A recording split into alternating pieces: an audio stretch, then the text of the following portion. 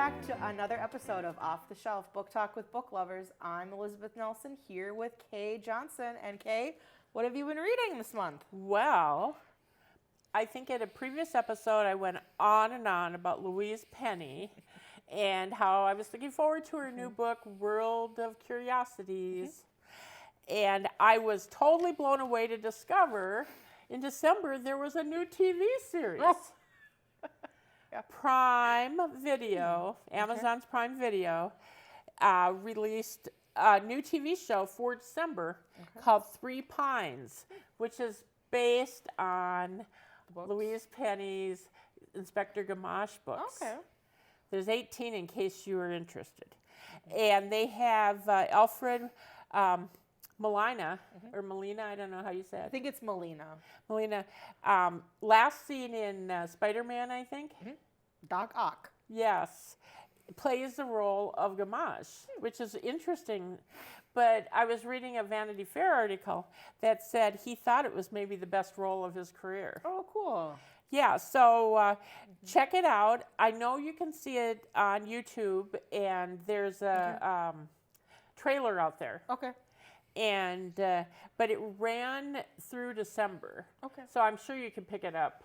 Sure. Or if you have Prime, I'm sure you can So find is it like one episode per book type thing, do you know? Or I don't really know what it Okay. is. I think it's maybe based on a couple of books, Okay. and then if it's a hit, they'll do more books. Okay. I'm not totally sure. I'm kind of amazed they waited this long I am totally do it, amazed. I'm because totally amazed. everybody else gets something on the BBC, if nothing else. Yeah, you know, already. it's an interesting thing because I was reading some books by Anne Cleves, and I didn't realize she had a show. British BBC, Yeah. I think, Okay. does. And then also there's Midsummer Murders. That's based on a series of books. And so it's interesting. I mean, I don't own a TV, so I'm really Yeah, uninformed. and we just have the streaming stuff, which right now our children take over everything we're watching anyway. So I think we watched Encanto at least 3 times. There you go. You're informed. And about Encanto, which has been out for like a year, Yes. if not longer. So, but So if anyone watches Three Pines, let me know what you think of it, because I plan to catch it in repeat yeah, that sounds good. and stuff. But beyond Louise Penny, I interviewed a gal named Julianne Johnson. And if you are from the area, which I'm assuming most people who watch us are, she owned Cricket Meadow Tea Shop in Litchfield for 7 years. It was like a cafe and sort of like Mimi's is now. And anyway, she went through a bitter divorce and ended up closing the tea shop, selling her property, and left Minnesota and moved to Bozeman, Montana. She has 3 children, and one lives in Bozeman, one lives in Minneapolis, and one lives in Hickory, North Carolina. And she started in Bozeman, but decided it was too cold, so packed up and moved to North Carolina. But that said, the reason I was interviewing her is because she's written a children's book. Oh, nice. And I thought people in the area might be interested in seeing it, because she was always going to do a cookbook. And she didn't, a Cricket Meadow cookbook, and she didn't get around to it. And her publisher wondered, what have you done? And she said, well, I just happen to have this children's book, and it's called Chauncey and the Chickens. And Chauncey is based on her granddaughter, Esme, who's 8 years old and is quite the character. And so they love the book, and it was published in October, and it's called Chauncey and the Chickens. And it sounds to me like it's probably really fun because Julianne Johnson is a cool chick. And so and so she's got 2 more Chauncey books in the works, and she's working on animal stories with recipes. From Cricket Meadow. cool. So ultimately, we may get that. So who knows? Nice. So again, Chauncey and the Chickens, and it's available on Amazon and through her own website, which is the Cricket Meadow, or the Kitchen at Cricket Meadow, I think. .com. Cool. So what have you been reading? Well, I'm waiting for a book to come out January 24th. Okay. Which this might be airing right around then. Janice Hallett, who I've talked about her books before, she did one called The Appeal, where it was, it's written in sort of the form where it was written in emails and texts and letters and all that. Yep. To go through putting the pieces together about a murder. And so she has a new one coming out called The Twyford Code. And this book talks about the mysterious connection between a teacher's disappearance and an unsolved code in a children's book. And so 40 years ago, Steve Smith found a copy of a famous children's book by disgraced author Edith Twyford. In its margins are full of strange markings and annotations. When he shows it to his English teacher, she believes it's part of a secret code that runs through all of the novels. And then the teacher goes missing on a class field trip. Ooh. So now that, now 40 years later, he's back and he's going to try to figure out what happened during that time. So I'm excited for that to come out. I really like her writing. Is it a standalone? It's a standalone, yep. It looks like it's the new one. So, but yeah. What's it called again? It's called The Twyford Code, Twyford. And it says it's an original crime novel for lovers of word games, puzzles, and stories of redemption. Ooh. So yeah, I'm excited for that. And that sounds like some good things. yes, it should be good. Hopefully not as depressing as some of my Previous reading. most recent reading has been. Yes. Or maybe just not as thick. I told Tom when I was looking at books to read the other day, I opened them up and I was seeing how big the font was. Like I would look at how thick the book was and then look to see how big the writing was to like figure out if my brain was ready to carry it, because some of them have had rather small print recently and it was like, I don't think I'm quite ready for this yet, and I would put it back down. That is the joy of a Kindle. It is, but I have, as we've talked about, I have like 4 or 5 shelves of books I haven't read yet. And so I pick them up thinking that one of them will jump out at me. And then sometimes the print size, it's like, yeah, I can't read this yet. I don't have the brain space. Or I actually gave away or donated, I think, to the animal shelter or the library, I forget which, probably 30, 40 old mysteries, paperbacks, because the type was so small that I would have had to get like magnifying lenses to read it. I've had some that I've bought. I don't know. It was either from listening to a podcast or something that I was like, oh, I'd get it. And then because I was in different books or book groups on Facebook, I could usually get copies of them like for cheap, and then you'd get them secondhand. And then so I was going through, and there are some that at this point I don't even remember purchasing. And like I've gone and I've read some of the blurbs on them, and I'm like, what about this made this book jump out at me? Because it's not jumping anymore. So I have had it where I have purchased books and then I have either given them away to people or I've resold them because I can't remember why I bought it or what part of it. Like, so I don't know if it was like a podcast I listened to, the person thought it was great. I was like, oh yeah, I'm going to read that. And then I get it and I'm like, what about this was supposed to be sold? What drew me to this book? And so it's... Yeah, that's bad because you don't remember, and then it bugs you because you know there must be some reason. I'm like, there was a reason I bought this. Yeah. And then you start reading it and you're like, but I don't know what this reason was. I agree. I agree. But I do like Janice's Hallett, H-A-L-L-E-T-T, Hallett. But I also follow her on social media, and the one thing I will say about this lady on social media, if anybody like tags her or her book or a picture of her book, this woman is retweeting it. So I mean, there was one day I swear I scrolled my Twitter and all it was the same pictures of the cover of this book was all I saw. And it's a cool cover, but it was like my entire internet feed was just this book. And I was like, it's like subliminal messaging right in your face or something, but either that or she didn't have anything to do that day and was just like retweet.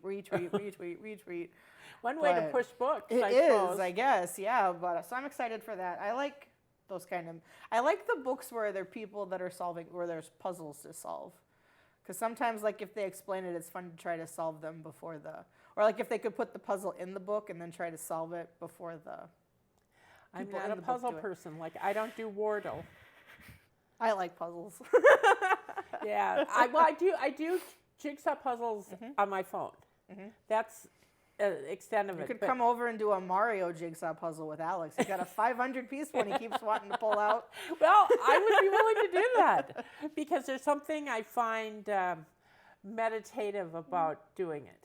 I think for me, it's that I can see where it started, and it's a task that I can see completed. Yes. Same with like if I have a stack of papers, when the papers are gone, I know I have completed something because the stack is now gone.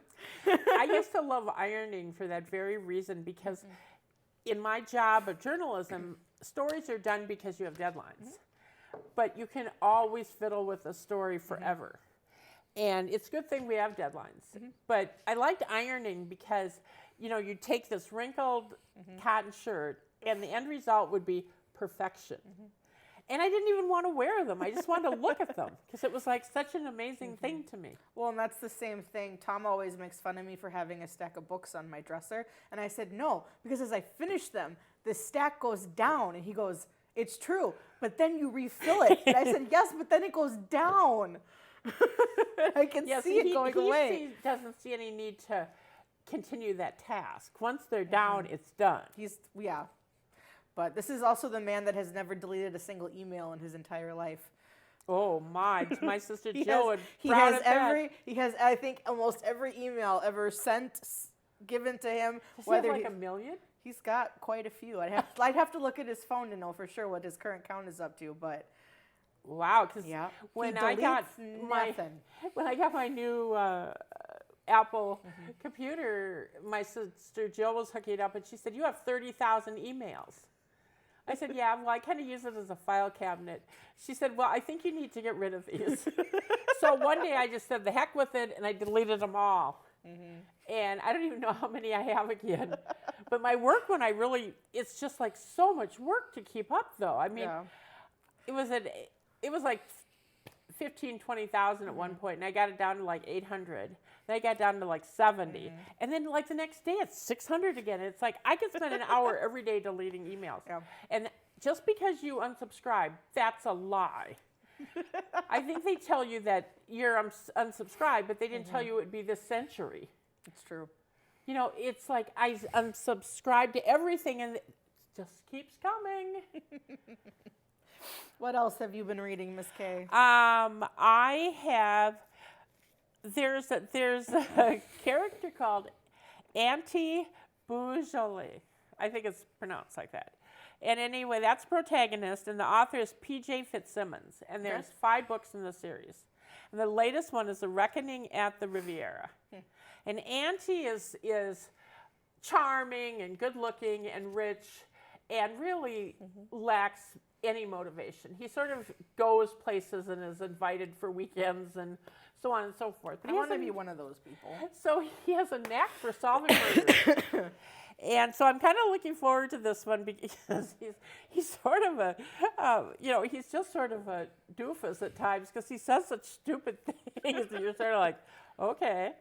But he ends up solving the problem always. And so this time he goes to the Riviera. They've been in England up to this point. So now we're broadening our horizon. Okay. So I think that should be kind of fun. And they're free. So is he kind of a Columbo character where he seems really bumbling and then just everything snaps into place? No, he's young and good looking and rich and just sort of a layabout. You know, he admits he's sort of a layabout. You know, he has friends from prep school, you know, and they all go by these nicknames and so on and so forth. And so, but this is the 5th one by P.J. Fitzsimmons. And the first one was really interesting because it was a Christmas murder. Okay. And someone was murdered, and there was only one set of footsteps in the snow. And the problem was the person walked in the footsteps when he left. Ah. And Auntie figured that out. And so he's not a total doofus, but he can be a doofus. FYI. Yes. So it's kind of fun. I don't know. I think they come in paperback. I'm not sure. Because I download them as ebooks. So I'm not sure. But again, P.J. Fitzsimmons, and they're kind of fun. They're light. And if you're looking for something with doofus, this is your guy. Oh, goodness. What have you been tackling? Well, I have a whole section here of more Magic Treehouse books because Alex and he got 20 of them for his birthday in August. Of course he should, because he has And nothing. he is now, we just started now the 18th. Oh, you're close. So he's got, and there are 30 some of these books, so we have to get more of them now. He's like, we got to finish these. And I'm like, no, because if we finish them, then I got to find something else for you to read. I think or again buy you'll more. be able to read Harry Potter. I know, we got to figure that out. I keep when we start asking him, those. Alex, do you know how to read yet? No, Auntie Kay, I haven't learned how to read, but I've memorized all my books. So he, in his eyes, he can read. Yep. He can memorize. The kid's got a Memory like a you do. steel trap. I mean, he did a Christmas. It was in December, doing a Christmas show up in Dassel, and he had those lines memorized. Like, Tom would run them with him, and he could repeat what it was, along with what else was he? And it's interesting the things that he picks up, because the other day he was in the living room singing "Smells Like Teen Spirit" by Nirvana. Where did he pick that up? The only thing we can figure is it must have been like a background song in a movie he was watching, because he goes through these spurts where he'll watch the same movie over and over and over again, much like I tend to do, and my mother does that also. And so all we can think of is that it was on that, and he was singing, and then Blitzkrieg Bop randomly, and I was like, okay, I know I have not listened to that song. But somehow he knew the "Hey, oh, let's go." And I was like, it's amazing the things they remember, or the things that they pick up. Even like Archie, our little 2-year-old now, with the books, he can remember. He loves books. Loves them. They both love books. And I Yeah. think that's such a joy. Yes. My kids had no choice but to become readers, because I don't know how to survive without books. Well, it's fun But, because Archie used too. There's some really wonderful pictures of him with a book. Yes. And he will go and get the book by himself, whether it's a book he can read, or if it's one of my books that he then proceeds to pull all the bookmarks out of and scatter them around the floor. Bless But- you, son. Yes, but he's still really enjoying these books, the Magic Treehouse books. So, And the does one he- we're reading right now is called Buffalo Before Breakfast, and it takes place on the Great Plains. So do we need to give him books for events? I'm coming up. Should we give him some of these books? Probably. They're probably going to be on his Christmas, or Christmas not list. Christmas list, Yes, but books are always good. well, it'll be like Valentine's Day and his birthday Yeah. and Christmas Yeah. next year and I Archie's birthday. I was gonna say, I never tell anybody never to buy my kids books, because, and that was, we had his conferences too, and to get into the main door, to get down to his classroom, they had the Scholastic Book Fair set up, and it was just like, it's a good thing your father came with us, Alex, or we would be leaving with like all the books you wanted. Oh, when did we were done. did his father put the He was like, you kibosh can on? have one book, and I was like, one? You can't buy just one book. How can you buy one book? Oh, that's what we left with, one book. I would And have. Alex was like, I can't get two. And he's like, one. And I was like, give the kid 2 books. You know what's funny about that is it would force a decision. And I hate making those kind of decisions. So I would have bought like 10 books. Yeah. Well, and I've seen that one. There was a guy that posted a video on TikTok, and he said, when I'm stuck trying to figure out, what book, when I'm stuck between 2 books, I stack them on top of each other, and I look at them, and then I put 5 more on top. Yes, that's And right. then I pay. But yeah, so Well, that's he's- because Thomas, your dear husband, is not a reader. That's true. Yes, but so I Book. one book. Oh, I can't even imagine such a thing. But yeah, so I mean, it's one of those things. It's been really fun to kind of. I never read these books when I was growing up. I think they started coming out when Becca was starting to read. So I never read them. So it's kind of fun to go through and read them. And then sometimes I get really confused because Tom will read to him at night instead you of missed me. stuff. And so then I'm like, okay, what happened? I'm like, I should not be so invested in these kid book characters. But So do you think he would like a gift card to buy his own books? maybe. I don't know how much money do you give a kid who's 6 years old to buy books. I don't know. I think I should give him a lot because this is a good hobby. He could be It buying is a good drugs or something. This is- Yeah. I know, that's what you always got to tell yourself when you're buying books. It could be drugs. Yeah, that's right. Drugs. It could be booze. It could be any number of Yes. things. But yeah, so he's really enjoying those, and it'll be interesting to see where he wants to go next with what he wants to read. And then Three Investigators, Betsy. I do have most of those. Yes, we have. Those were Alfred Hitchcock books. They're wonderful. I read them and collected them, and then Betsy got them. Did you read them all? I've read most of the ones we have, and I've wanted to go through and like buy the ones I don't have, but some of them are very expensive in their reprinting. Yeah, it's really So, amazing. But they're the Jupiter Jones books, and there's Jupiter Jones, Bob. It's Pete Crenshaw. Yeah, And Jupiter Jones. Bob. I can't remember Bob's last name, but they have a secret headquarters hidden in a junkyard. The Three Investigators Yes. with 3 question marks. And Jupiter Jones is the brains of the operation. But they're all Wasn't good he though. a Hollywood? He was a childhood star or That's something. right, in Hollywood. Yeah, but And he lives with his aunt and uncle own a junkyard. But and they have a secret hideout that they've built into the piles in the junkyard. But yeah, I mean they're kind of like Nancy Drew and the Hardy Boys, but the Alfred Hitchcock version. Yes, they're really good. But they're not Alfred Hitchcock creepy. no. They're very good. Yeah, they're young adult. I would describe. Yeah, them. by today's standards, yeah, I would say so.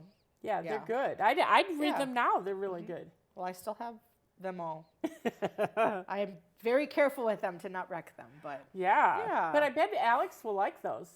And Archie. yeah, Archie right now he prefers the C Spot Run, and Clifford, and what is it, Moo Ba Fa La La by Sonny. It's a Christmas one. I would gather that. There's Moo Ba. I can't remember what the other part is. Tra La La, I think it's like a square dancing one is the first one he really liked. Or Barnyard Dance. Their whole series by Sandra Boyton.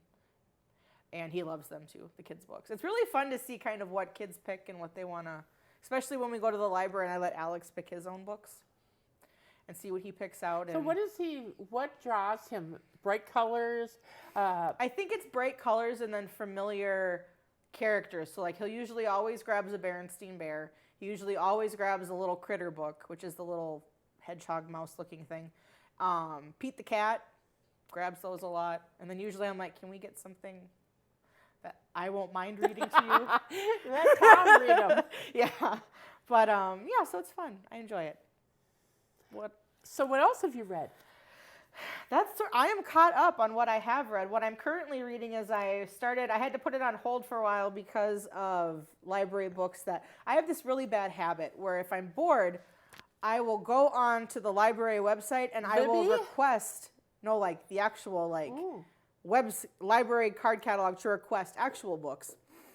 And see, so I request a bunch because like they'll all be checked out in Cokato, forgetting that it's part of the Great River Library system, which means that Cokato might not have it, but Howard Lake will, or somebody else Buffalo. will. And so then all of these books, I can put myself on hold for like 10, 15 books.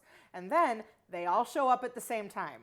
And so then I have to usually put down whatever I'm reading to the side and then get caught up on all the library books. I know, big reader problems here. It's so Well, terrible. What I think is So- bad is when you order a series and you get books 2 and 3, but you don't get one. Yeah. So then you're stuck thinking, okay, am I going to read these and then reread them later? Or am I Yeah. just not going to read these and I might not get them for 6 months? Yes. Yeah, so I'm back in. So you'd recommended A Discovery of Witches, the All Yes. Souls trilogy. So I'm reading that one by Deborah Harkness, and she's like a scholar. She's English professor. She's actually like a professor, and I didn't realize that at first, and then I started following her on Twitter, and I was like, well, this would be why her book reads so intellectual. Well, She is an intellectual.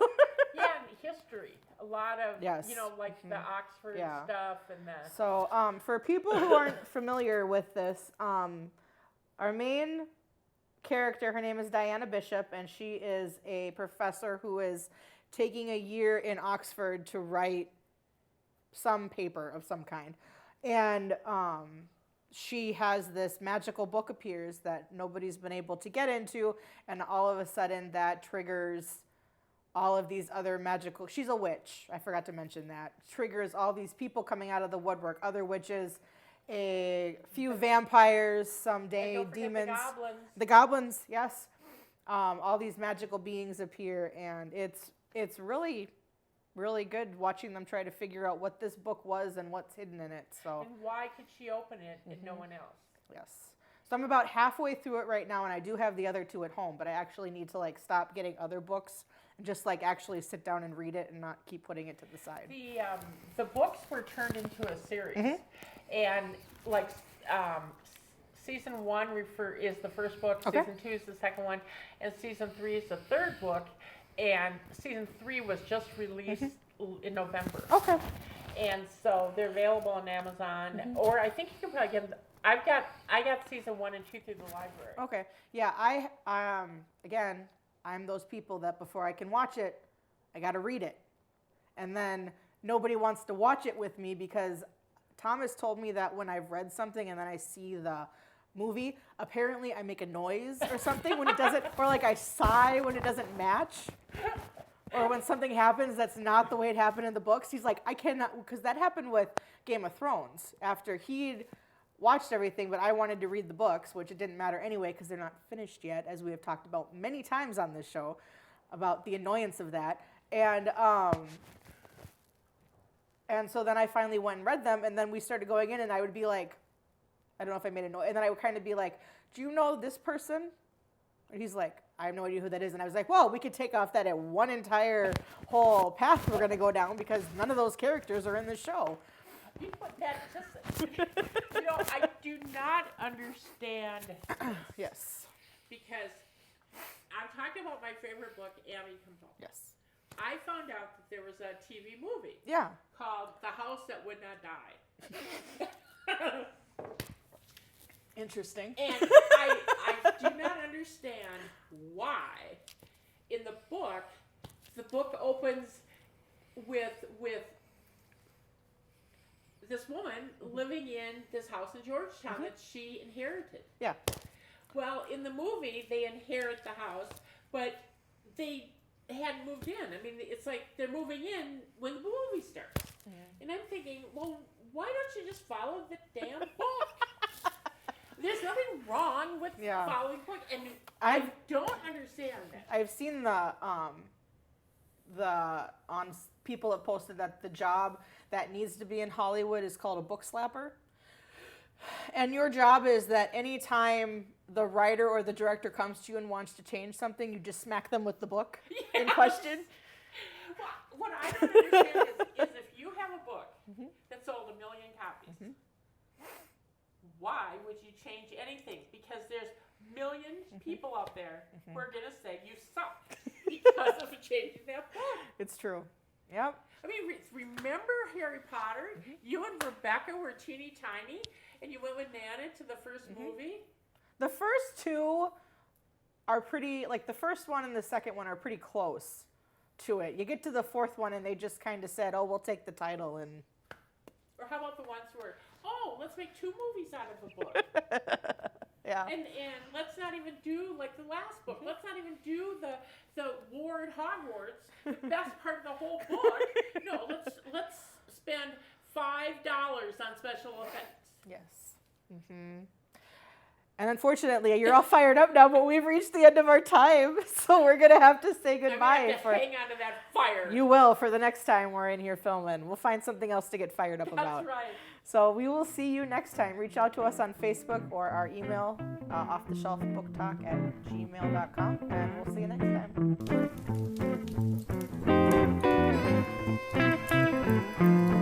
time.